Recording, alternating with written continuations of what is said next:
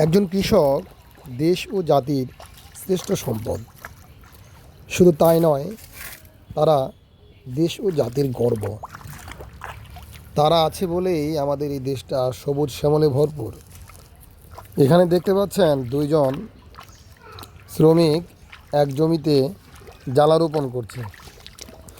আপনাদের মাঝে প্রশ্ন হলো, যদি দুইজন শ্রমিক 1 মিনিটে 1 সারি জ্বালা রোপণ করতে পারে, তবে 3600 সারি জ্বালা রোপণ করতে দুইজন শ্রমিকের কত সময় লাগবে তা নির্ণয় করে উত্তরটি আমার কমেন্ট বক্সে জানাবেন।